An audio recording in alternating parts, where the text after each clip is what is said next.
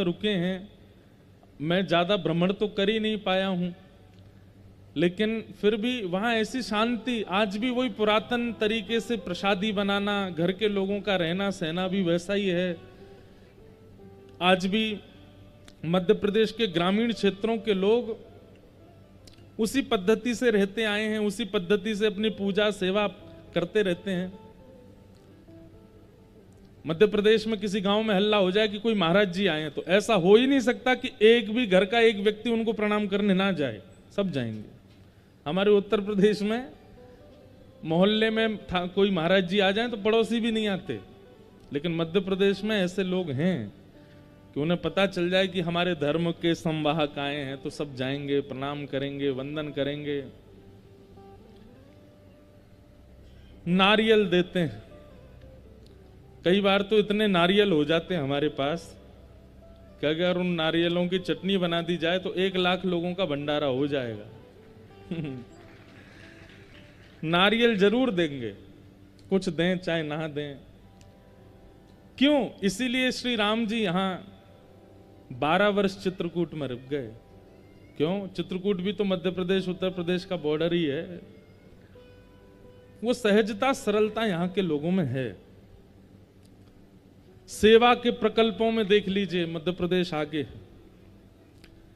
खेती बाड़ी, किसानी, आज पूरे भारत के पेट में ऐसा हो ही नहीं सकता एक भी अन्न का कण मध्य प्रदेश का ना जाता हो। कुछ ना कुछ अंश तो मध्य प्रदेश का जाता है। इसीलिए भारत के नक्शे में भी मध्य प्रदेश मध्य है, मतलब उदर ही है। भारत माता का उदर है, मध्य प्रदेश है तो पूरा भारत प्रसाद पाता है। यहाँ की खेती बाड़ी, किसानी, उसमें आगे, सेवा प्रकल्पों में आगे, धर्म प्रकल्प में देखो, बड़े से बड़े महापुरुष आद्य गुरु शंकराचार्य से लेकर के कहां तक नाम कहें, सब इस भूमि पर हुए, सब इस भूमि पर आए, सबने इस भूमि पर योगियों को, सिद्धियों को, ज्ञान को, सबको प्राप्त किया। मानव पद्धति से भी मध्य प्रदेश में निर्माण होता है, संत पद्धति का भी निर्माण मध्य प्रदेश में होता है, राजनीतिक पद्धति का भी निर्माण मध्य प्रदेश में होता है, ब्राह्मण पद्धति का निर्माण भी मध्य प्रदेश में होता है। और तो और क्या कहें, पूरे विश्व का समय भी मध्य प्रदेश उज्जैन महाकाल से ही निश्चित होता है। उनका नाम ही है महाकाल। महाकाल, पूरे विश्व तो काल में रहता है, पर जो महाकाल है, मतलब काल मतलब समय।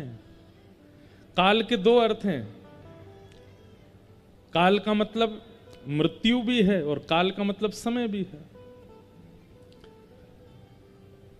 तो जो मृत्यु को टालने की संभावना रखते हैं और पूरे विश्व के काल को व्यवस्थित करने की संभावना रखते हैं, ऐसे महाकाल भी मध्य प्रदेश में। क्या नहीं है? सब कुछ है आपके पास,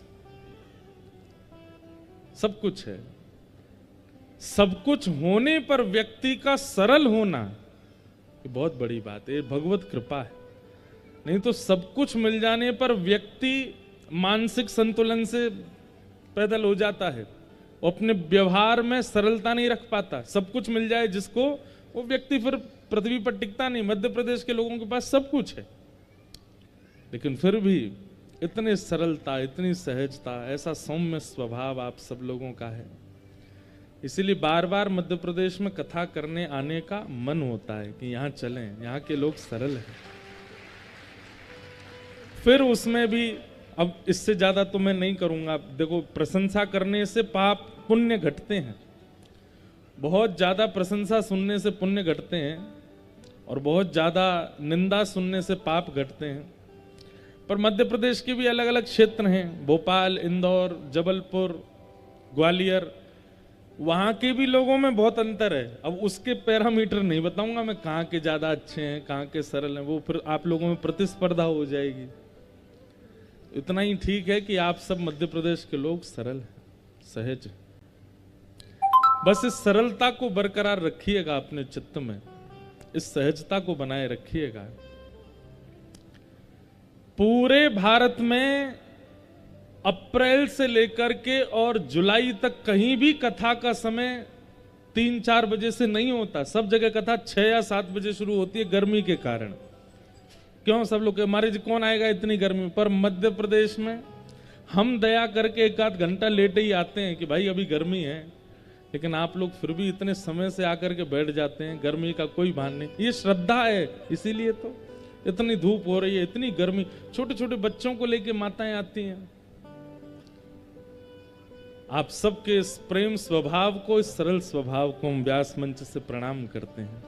बस ठाकुर जी से यही कहेंगे कि आप ऐसे ही बने रहना जैसे हो, इसमें कभी परिवर्तन ना आवे। कथा का कल विश्राम दिवस है, लेकिन एक प्रकार से आज ही है। कल तो केवल फॉर्मेलिटी जैसी होगी। तो विगत 7 दिनों में, 6 दिनों में बहुत लोगों से हम मिल नहीं पाए, बहुत लोगों के निवेदन को स्वीकार नहीं कर पाए। हमारे जबलपुर के कई देवस्थानों से भी लोग आए वहाँ आने के लिए, वहाँ पर हम कहीं भी नहीं जा पाए। बहुत कम 1-2 जगह ही जा पाए बस। सबका आवेदन और सबका निवेदन स्वीकार नहीं कर पाए, उसके लिए क्षमा प्रार्थी हैं। कई लोग शायद 4-4, 5-5 दिन से प्रतीक्षा में थे कि मिलें, पर हम एक ही दिन मिले। उसी दिन सबसे झड़ा भंडारा किया एक साथ ही। तो उस दिन जो जो लोग मिल लिए वो तो ठीक है, बाकी जिनसे नहीं मिल पाए उन सबको हम यहीं से प्रणाम करते हैं। हम कल ये सब बात नहीं बोलेंगे, इसलिए आज ही बोल देते हैं। जिन जिन लोगों से मिल नहीं पाए, जिन जिन को भी कष्ट हुआ हो यहाँ आने में, यहाँ से जाने में, यहाँ पर बैठने में, यहाँ से उठने में, सबसे हम क्षमा मांगते हैं। पुनः जबलपुर की भूमि पर फिर जल्दी आएंगे और आप सबके मध्य कुछ ना कुछ भाव जरूर सुनाएंगे। हम वैसे जबलपुर क्षेत्र में 4 बार आ चुके हैं, लेकिन चारों बार हमने परिक्रमा ही लगाई है। जबलपुर भीतर कथा नहीं करे, बार बार किए।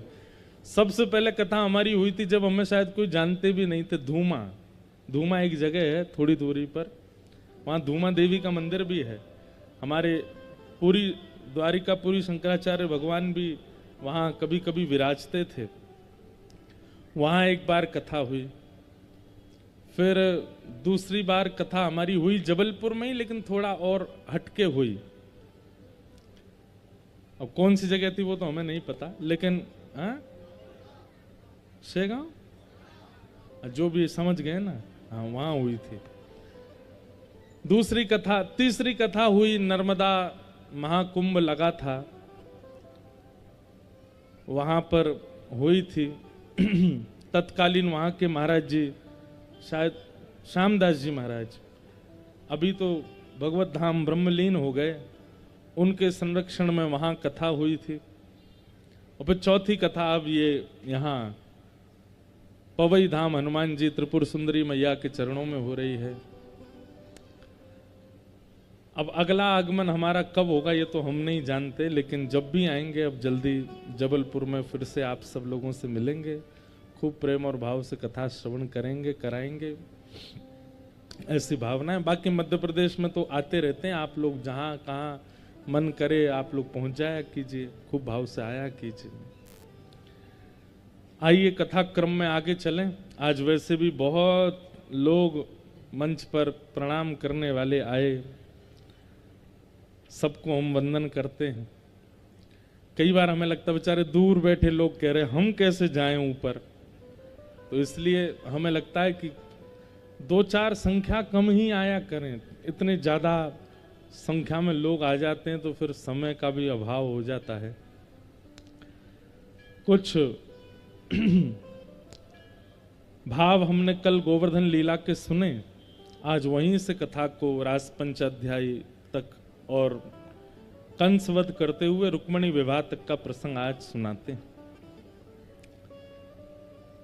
नख पे धार लियो गिरिराज, नाम गिरधारी पायो है।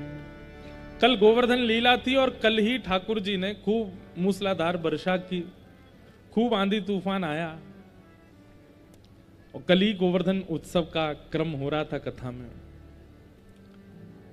बंधुओं, एक बात कभी आपने विचार की, हमारे पीछे चित्र देख रहे हो आप, यहां ठाकुर जी वंशी बजा रहे हैं, और वंशी बजाने के लिए ठाकुर जी देखो कैसे टेढ़े मेढ़े हो जाते हैं, अपने पाम भी टेढ़े कर लेते हैं, कमर भी टेढ़ी कर लेते हैं, मुख भी टेढ़ा कर लेते हैं, और एक नहीं दो दो कर कमलों से वंशी बजाते हैं ठाकुर जी। 50 ग्राम की 40 ग्राम की वंशी को उठाने के लिए 2 कर लगाते हैं, टेढ़े मेढ़े हो जाते हैं। कोई भारी वस्तु उठाता है व्यक्ति तब उसका शरीर टेढ़ा होता है, लेकिन वंशी को धारण ठाकुर जी ऐसे करते हैं, और गिरिराज जी बिल्कुल ऐसे उठा लिए सीधे, एक ही उंगली के नख पे। क्या दिखाना चाहते हैं ठाकुर जी? श्री कृष्ण ने जो जो कहा है और जो जो किया है सबका अनुकरण किया कीजिए।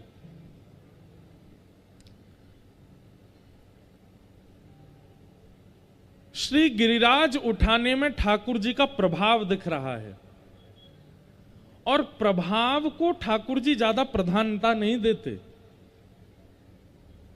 श्री गोवर्धन धारण करने में ठाकुर जी का प्रभाव दिख रहा है। इतना विशाल 21 किलोमीटर लंबा चौड़ा पर्वत ठाकुर जी ने उठाया, तो उसको दिखाने के लिए ठाकुर जी ने प्रभाव नहीं, ठाकुर जी ने ज्यादा उसको विशेषता नहीं दी, सीधे एक नख की उंगली पर धारण करके ठाकुर जी सीधे खड़े हो गए।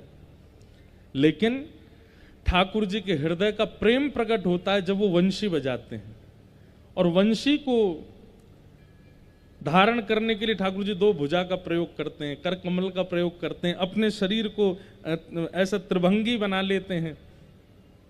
अब आप कहेंगे इसमें अंतर कैसे? देखो, आपको किसी ने माला दी, बोले मंच बजाओ महाराज जी को पहना दो, आप आए और एक ही हाथ से माला हमको पहनाने लगे, तो देखने में कितना अनुचित लगता है। भाई महाराज जी के पास जा रहे हो, बड़े लोगों के पास जा रहे हो, कम से कम थोड़ा झुक करके जाओ, थोड़ा सम्मान से जाओ, थोड़ा 2 हाथों का प्रयोग करो, तब उनके कंठ में धारण कराओ। और कोई आवे एक ही हाथ लेकर के यहां से कान पे चढ़ावे, सिर के बाल वाल सब बिगाड़ के हाथ, तो हम भी कह रहे भैया याद बढ़िया पहना ही मत। 2 भुजाओं का प्रयोग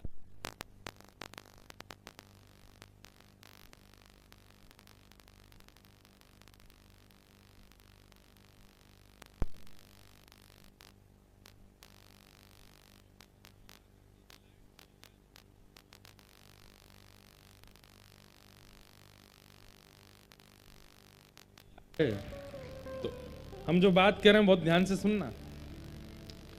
आप दीन कहां बनते हो? आपकी शरीर की आकृति झुक जाती है, दैन्यता प्रकट हो जाती है। आप एक प्रकार से 2 भुजाओं का प्रयोग करते हो, थोड़ा मंद मुस्काते हुए, नजर नीचे करते हुए, जहां बहुत सम्मान